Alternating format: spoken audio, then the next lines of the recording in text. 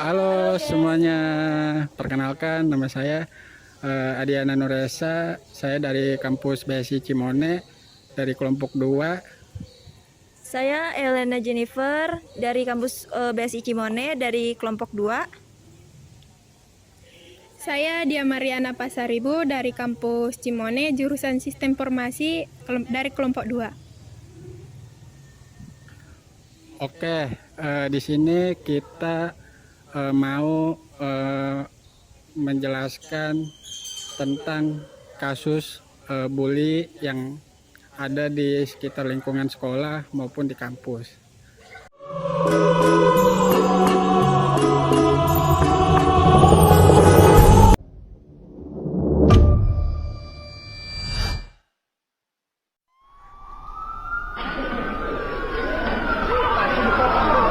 Maraknya kasus bullying atau tindak penindasan yang terjadi di lingkungan pendidikan yang dilakukan sekolah. oleh sejumlah remaja SMP negeri di Malang, Jawa Timur yang diduga menjadi korban perundungan teman sekolahnya sejumlah pihak. Bullying merupakan ekspresi menyimpang pada anak dalam upaya pencarian jati diri. Peran pendidikan di keluarga dan sekolah sangat diperlukan sebagai penyeimbang.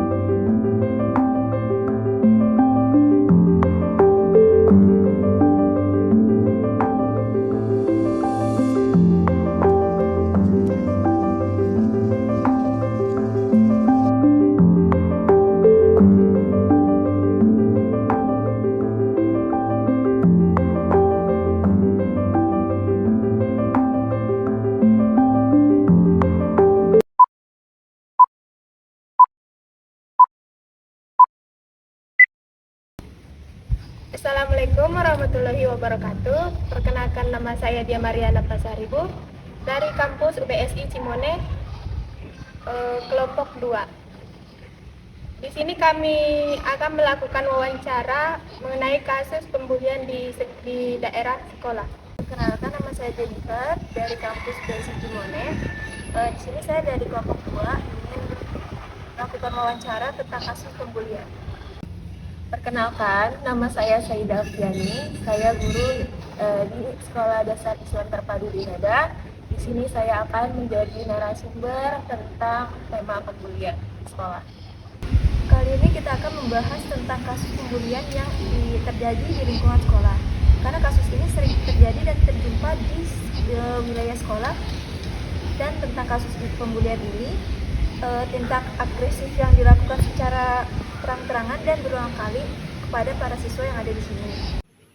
Bully dapat dilakukan dalam bentuk tertentu seperti fisik, verbal, sosial, dan cyberbully. Kasus bully di sekolah dapat dampak buruk pada korbannya, pelaku, dan lingkungan sekolah secara keseluruhan. Jadi gimana menurut kakak atau ibu tentang kasus bully ini? Pembulian itu kan artinya suatu bentuk kekerasan ya, suatu bentuk kekerasan yang dilakukan dengan sengaja, baik itu kekerasan fisik ataupun menyerang secara psikis, dan dampaknya pasti sangat berdampak untuk anak-anak. Terlebih contohnya seperti anak-anak jadi merasa ketakutan ketika berangkat ke sekolah karena mereka merasa tidak nyaman dengan sekolah tersebut karena ada teman atau bahkan guru yang bisa melakukan pembulian kepada anak tersebut. Bagaimana sih cara untuk mencegah tindakan dari pembulian tersebut? Jadi pembulian itu bisa dapat dilakukan di mana saja. Jadi dalam pencegahannya tentu peran guru dan peran orang tua itu sangat diperlukan ya, sangat diperlukan. Jadi dari guru dan orang tua harus sama-sama memantau karakter anak, harus mengenali karakter si anak. Karena biasanya di rumah anak tersebut bisa bersikap diam, patuh, tapi ketika sekolah sikapnya bisa berbeda lagi. Jadi yang pertama harus benar-benar diperhatikan itu orang tua dan guru benar-benar harus mengenal karakter anak. Kami akan memberikan beberapa pertanyaan untuk narasumber tentang kasus pembulian ini. Apa tindakan pertama yang Anda lakukan bila siswa itu melaporkan tentang kasus bully? Tindakan pertama yang dilakukan sebagai seorang guru, yang pertama guru itu harus mendengarkan atau menerima informasi dari anak-anak. Jadi kalau misalkan anak tersebut ada laporan tentang pembulian, ya guru itu harus mendengarkan dan menerima. Yang kedua, guru tentunya harus mencari informasi. Mencari informasi ini harus melibatkan dari semua warga sekolah, baik itu siswa, guru, kepala sekolah, dan staf sekolah lainnya. Yang ketiga, selanjutnya, guru juga harus memberikan sanksi kepada orang yang melakukan pembulian. Baik itu sanksinya ringan ataupun berat, itu bisa dikembalikan kepada pihak yang berwenang di sekolah. Selanjutnya, guru harus melakukan edukasi atau penyuluhan tentang pentingnya pencegahan pembulian di sekolah. Dan yang terakhir, guru dan staf sekolah lainnya harus melakukan pemantauan, baik itu bagi si pelaku ataupun si korban pembulian. Nah, dari pemantauan itu jadi kita bisa tahu ada perubahan baik atau tidak ada perubahan sama sekali. Jadi itu bisa menjadi evaluasi untuk semuanya juga. Menurut Ibu, bagaimana peran orang tua dalam menangani kasus tersebut? Iya, di sini peran orang tua pasti sangat penting ya Kak. Peran orang tua itu sangat penting.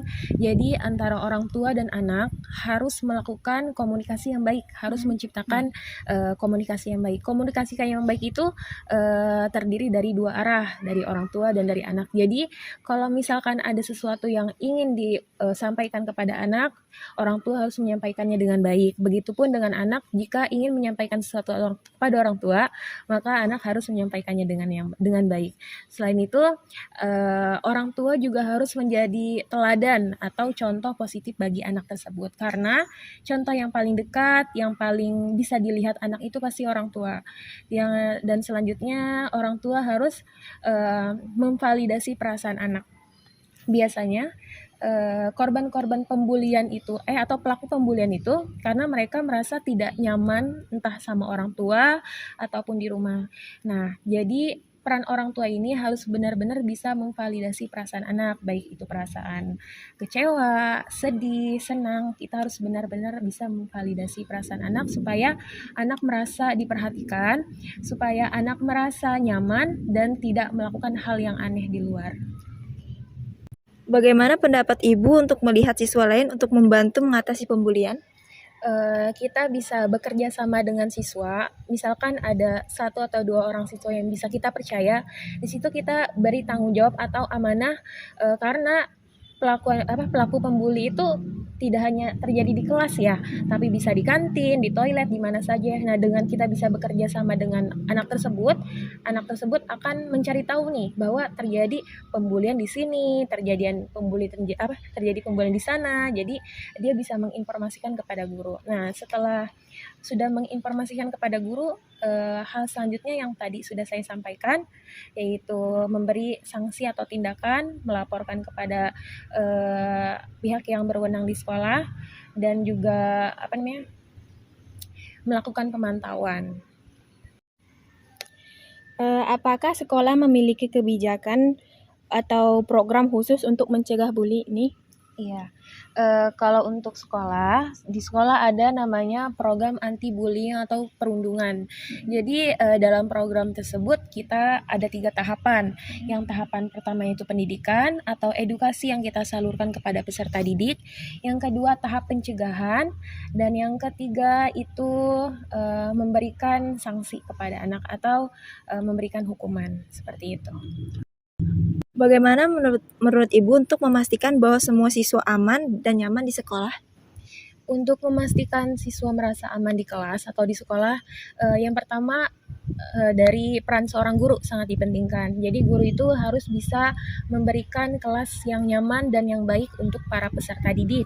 Yang kedua, setiap pembelajaran selesai harus dilakukan evaluasi, baik itu evaluasi pelajaran ataupun evaluasi kegiatan di sekolah. Dengan seperti itu kan guru itu tahu nih, oh bahwa hari ini terjadi hal yang tidak mengenakan kah, atau terjadi hal yang membuat peserta didik itu senang.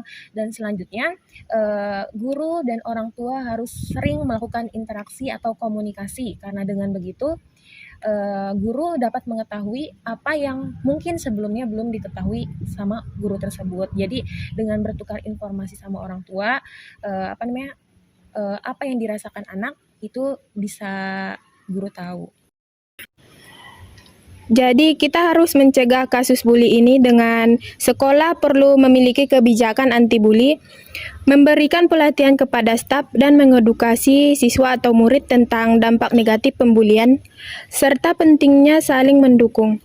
Guru dan orang tua harus terlibat dalam pemantauan perilaku anak, mengajarkan nilai-nilai empati.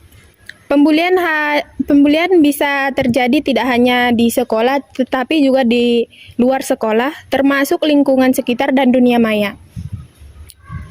Jadi, pada akhirnya, pesan moral utama dari kasus bully adalah bahwa setiap orang layak diperlakukan dengan hormat dan berhak merasa aman. Semua pihak perlu bersatu untuk menegakkan nilai-nilai tersebut dan mencegah tindakan yang merugikan.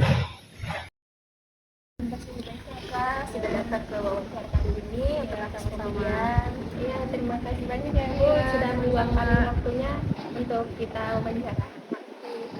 Sekian, terima kasih dari kelompok kami. Mohon maaf bila ada kesalahan. Nama saya Jenny. Nama saya Tian. Nama saya Dia. Terima kasih.